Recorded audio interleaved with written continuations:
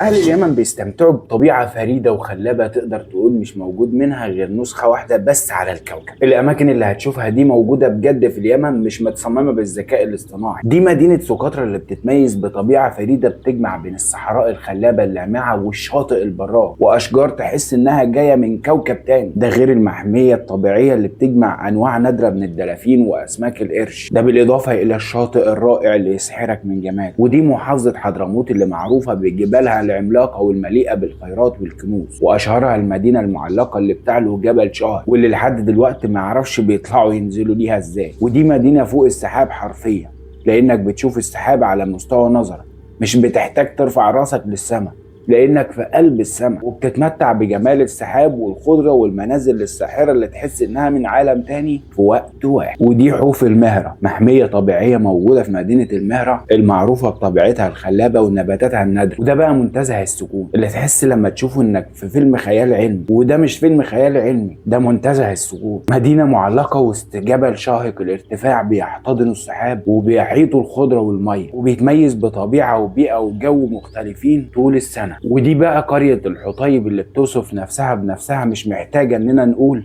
غير سبحان الخالق المبدع. ودي محمية عتمة اللي بتثبت ان اليمن من اجمل البلاد في العالم بطبيعتها المبهرة والخلابة والمتنوعة. والمناظر دي كلها خلتني عايز اروح اليمن دلوقتي لو الفرصة اتيحت لي. بجد اليمن بلد جميل، والشعب اليمني شعب طيب ويستاهل كل الجمال ده. لو انت من اليمن سيب كومنت وقول لنا انت قريب من اي مكان فيهم، وهل معاك صور ليه ولا لا، وفولو لايك وشير وصلي على النبي.